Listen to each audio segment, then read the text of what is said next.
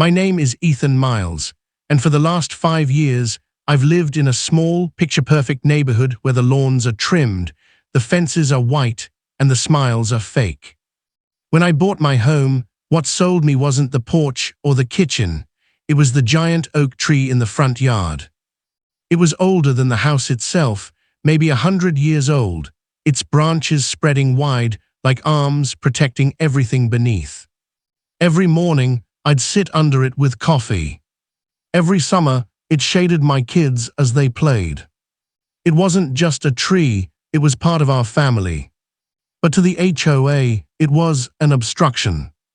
It started with a letter, neat envelope, official logo, and that usual tone of superiority. Dear Mr. Miles, your tree violates Section 4.2 regarding visual uniformity and property aesthetics.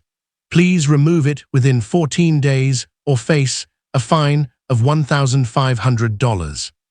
I laughed when I read it. Remove the tree. The same one that had been standing there before the HOA even existed. I thought it was a mistake. So I called the HOA office. A woman named Pamela answered, the kind of person who sounded like she took pride in enforcing petty rules. Mr. Miles, the tree obstructs the view from neighboring properties and drops excessive debris during the fall season, she said matter-of-factly. I asked debris, you mean leaves? You're fining me for leaves. She replied coldly, rules are rules. Failure to comply will result in further action. And that's when I realized they weren't asking. They were ordering. For the first few days, I tried to ignore it. But the letters kept coming, each one more aggressive than the last. One even said, failure to act may result in forced removal. Then, one morning, I woke up to the sound of chainsaws. I ran outside, and there were 3 men in orange vests standing at the edge of my lawn, measuring tape in hand. City order, one of them said, we've been told to cut it down. I immediately called the police. Turns out the HOA had forged a complaint claiming the tree was rotting and unsafe. The officer looked at me sympathetically. Sir, technically, they can't remove it without a city permit, but you'll have to prove it's healthy. So that's what I did. I called an arborist, a professional tree inspector, and paid him $400 out of pocket to check it. He examined it, took samples, and wrote a full report. Tree is completely healthy, 0 structural issues, environmentally beneficial to the property. I mailed that report straight to the HOA office. A week later, I got their reply. We appreciate your enthusiasm for the environment. However, HOA rules supersede city inspection results. The tree remains non-compliant. That line, supersede city inspection, told me everything I needed to know. They weren't just enforcing rules. They were testing how far they could push me. That night, I sat under the oak tree, staring up at its branches.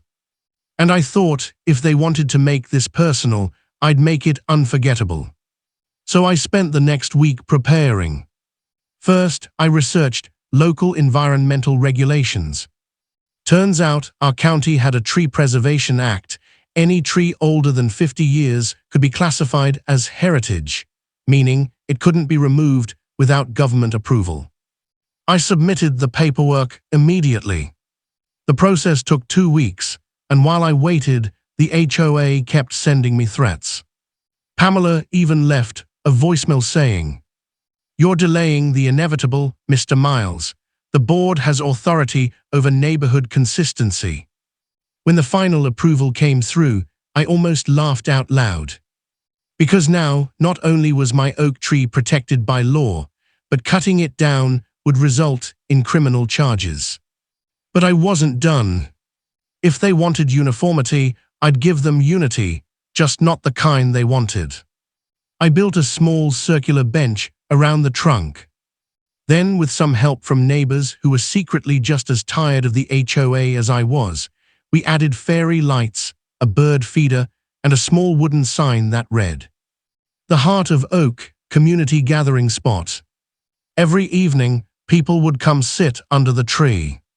Kids would read. Old couples would talk.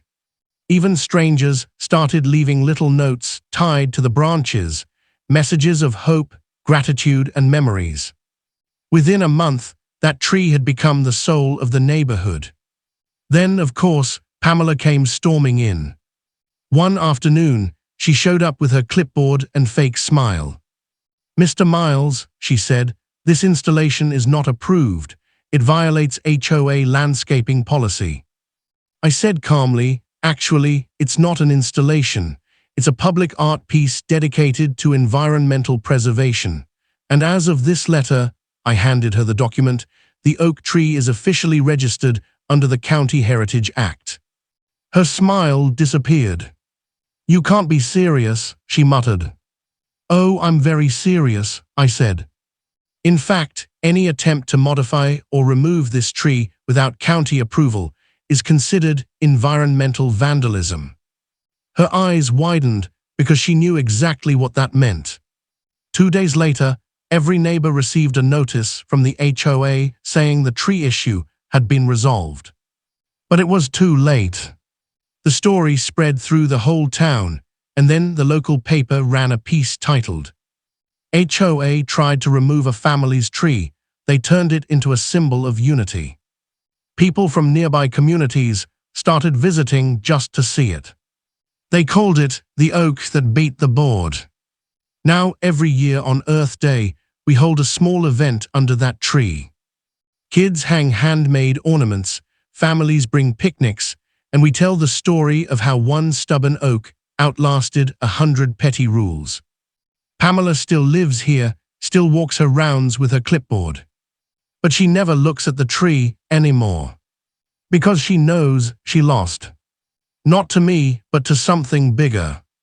That tree reminded everyone what community really meant. Not control, not power, not rules, but roots. Last week, I noticed a small note tied to one of the branches. It was written in neat handwriting and signed simply, Pamela.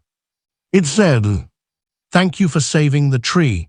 It reminds me of why I moved here in the first place." I smiled. Maybe even the toughest branches can grow new leaves after all.